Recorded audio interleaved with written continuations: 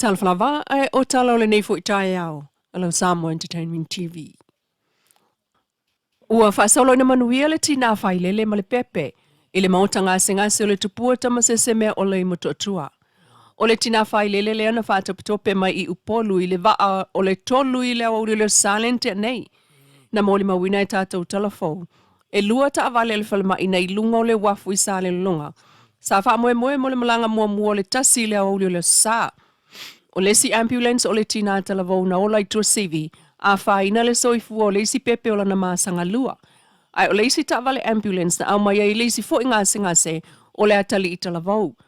Pei ta ino tātou silingia tau a ingo le tina talavou, na moli mawina mai, o lo solonga manuia lava le whailele, lea mai le fio angau sa le lolonga.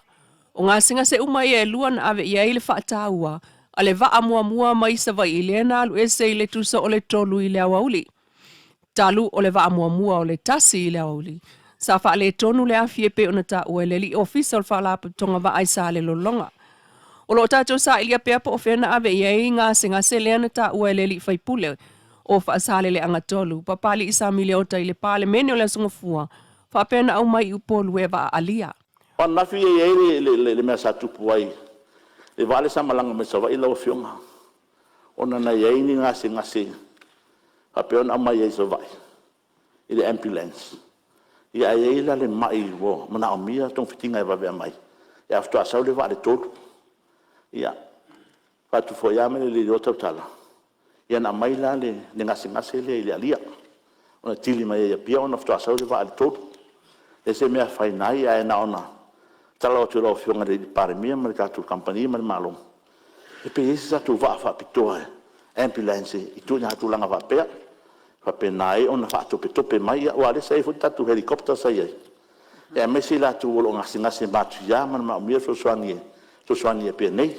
Pe taino tātou mōli mawina o le vaale o le tolu i le fiafio le sa na au mai ei tawa le ambulance e lua mai sa le lolonga mo muli fanua.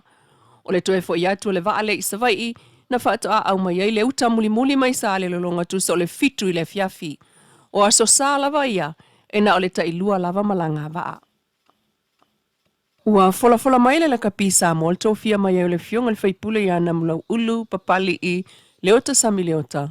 E whai masuia sa mo le fono whaatonu laka pia langi le World Rugby Council. O ta ua le whamtalanga whalawa i tele man laka pisa moa o le tofinga wātangi ai le amana ia. O le whaatatianga o Samoa i tūlanga whaavao malo la kapi, o le whona whaavaia la kapi la langi, o le tutino le whaatontanua ta longa e au fiai mam ta uputau lona pūlea le lei, o ta longa mam ta uputau le whaawau peo ta longa nei la langi, ua ta ua le teitei whono la kapi Samoa na mula ulu pali sa mileota, i lunga le whamtalanga whaalawa i tele, o le tofinga lea e le mo ia, ai ia mautinoa e whaawau ona iaise leo Samoa i le lau o whaiei tonu. Ma na te whaalo alongia fo il tofinga e whai ei masui le laka pisa mua mon tangata ai o lana langolango wha au. Il whamtalanga whalawa i tele lava lea o ta wai ele te whono. Ua o se sao fo i lea o tangata na mua atu i ate ia.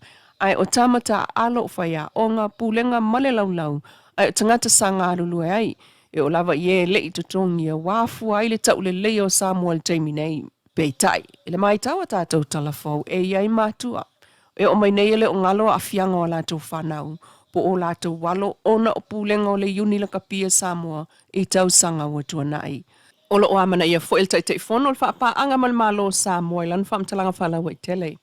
Ai usi mai le whaafonga le whinanga le whaali o le taitai o le malo, le li pāl mia le sunga lau le mali toa, whaatau liam ta upo. O tau na mula uru lewa e whola sia i malai le tūlanga le tātou la kapi. E vai whaafonga mai sa mo atoa i forsanga lewa e fola sia le mauta e winga le lakapi. O le lakapi, o le tālonga e pele ia tātou uma. E ai se sa mo e tasi e le pele ia ia le lakapi. O le fesiri le taimina nina mula uru. O fea lewa ia le tātou lakapi. O fea le tūlanga lewa ia le tātou lakapi i le taimina nei. Mai le taimina amata mai eila sa sanga o tātou mātua mai no e whatūlanga le tālonga.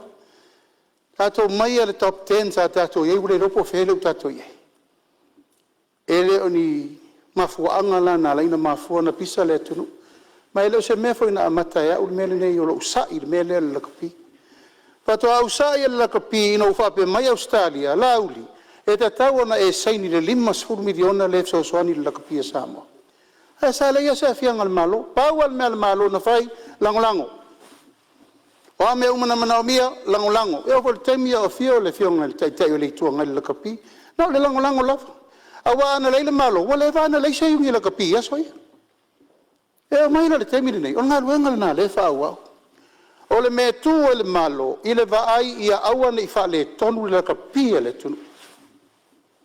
Ia le ufa ma vai alo, ia le fionga le sa vem te fono. Ono upu matala nei tātou te alalanga pea, o feo ia irpu lenga. A o feo ho ia tātou lakapi le atunu. E la wo mal temiri nei, ma lia lau fionga na mula ulu, o na tā upuri nei. O lo tātia I panga le tātou taranoanga le whatat. O le mana o le malo e lango le lakapia le atunu, e le se mele titi. O tātou hoi whaatumutumunga e ngaka I le tau le lei o Samoa. I le lakapia le atunu, o lal temiri nei. Ta mata mau. O le ropo fea wo I le tātou lakapi. O oma o na o tau tino I le World Rugby. E tu la I le malo e lango I le lakapi. Pe a saol pulenga I saufafai. E vai le lakapi le tunu. It's the people's wish. It's not my wish. It's not because of the Prime Minister wish. Le ai. O le manaonga tangata Samoa. Sui le pulenga. O na uvale tonu tātou tula. E la e o mal temini. E le vo e sui sauno mai ua. Wai malanga I whawham whatu langa le tātou no fua mo le World Rugby. Ia maa ami whono e mai. On behalf of the government. E tātara noa na wheo la whainga mea. Ia. O monga na. Mai o manunga foi na. A whapese tūlanga la mentale e wheloa. Ia tele I malanga I lau whono e whape mai lauri. O le mele whape. You are speaking on behalf of the government. Malia sui mamalu. Tā tia me tā upu lea. Sei te whono lau o umana whono uma yuni la kapia Samoa. E whaile tonu mautu o le mele. Tā sia leo ngina lea ngani mai le tele o yuni la iti nei. Ia sui le pūlenga ia toe le leile la kapia le tunu. Ia lela te nofo nei whata I tai o le maloma wa ai. Pe mate tau te au ngani mai, ai whaifo le au ngani atu le malo. Ia o tau lo whagia le manaonga le tunu. Sui le pūlenga, ona whatoa le leile le lakapia Samoa. Mole lumana. Ia le tari atu le na, ele maua ia o e mau se tari o le lakapi. E maua I whafo atu, le whaatari mai e na tātou taranoa mumua. Na soa ai leo le pule po fei, i ele taranoanga, ina ia manuia le lakapia Samoa. O sia u whaololo mau lea, e whaifoi o lau whaololo mau mai. Nā tō tolu o tō le la vele vele mtau. A le atoanga o Samoa atoa. O lo nau ina ia le leila la kapia le tunu. Le ta il malo le fionga pal mia sunga la aulia le mali toa. Wa mata on pena ofisa malanga I le tunu Italia tu I mana ongo tangata. O lo fia no mau I Australia. Le a mata ona te Tala ia avanoa le kota al malo Australia. Ile masina fo wa Samoa mua yulai lo ono. O ta wel pulengo le immigration consultant ile maketi savalalo. E tele la vava no e mawai no fo mau I Australia. Pe aso solo le tal sanga I lunga. O le vaenga e mawai le anga va. E tu sama le tolu wafe ava no mua tunu o pasika e au fia I te moleste. E iai lava le ava no fa pitua mo tangata Samoa. E talo sanga I mo no fo mau. Nga lue manofo I so se vaengo Australia. Le ava no na ele e se sponsor mana o mia pe amanu malo. Ile sei. O isi ava no lo anga va fo iai Samoa o le Seasonal Worker Program ma le Pacific Labour Scheme PLS. Le ava no na whaita wafe tangata anga va iai. Sao no le pule le Immigration Consultant le sungala wafia keiri anga va fo I tangata Samoa I talo sanga I lalo tamai whapitua le wasilia I le fitus furuafe I le tausanga le tutongi. O lo tofanga le si tu malo, na langlango ina le pese fai pea le li pa le mia, o le lava o tau mafa. Ma uto e fola I foi, le tau o le toi fa awa ul na fa moe moe o Samoa. O le atu le whaftai tele le tātou tu malo, nei langatasi le tu malo na tali atu. I le wha maiti le tātou malo, ulua I se selenga. La mena mafu ai na manatu I le tūre na, teimi lane nei, la me leua ye wasi I umatau o vaa o loa mai fafo. Tātou whalangolango le pusa moa mai fafo, pusa mawe mai fafo, apu mai fafo, mori mai fafo, o loa mai fafo. Al mea lena whai atu ai le whātau sanga taru ai. Toto ia lava o mea ano. Whanga ia lava o pua. Whanga ia lava o moa ma o povi. Hena ele wolia lea. Se fururua o povi tau mawhala o povi masina uma. Fasi a poi le lei tu le isa. Whanga ni au moa se toru se lau ono sfuru tau mawhala o moa yaso uma. Whanga ni au pua se lima sfururua tau mawhala o pua I vai aso uma. Ia koko e o menga kaunwhai. Ua nā o se whamanatu. Ina ia toi au mai le tūranga le aua nei tātou wonge mea tau mawha. Bo tātou whalangolango si sila le lau whanua. So se inisi o le mea I o lau ai, ale o mea ai o tūranga e au ngāso I fu maloloina. Ale o lau nonu, o lau ti, o lau uru, o lau whai, o au mea. E au ngai le tunu. Samoa o na lau ele.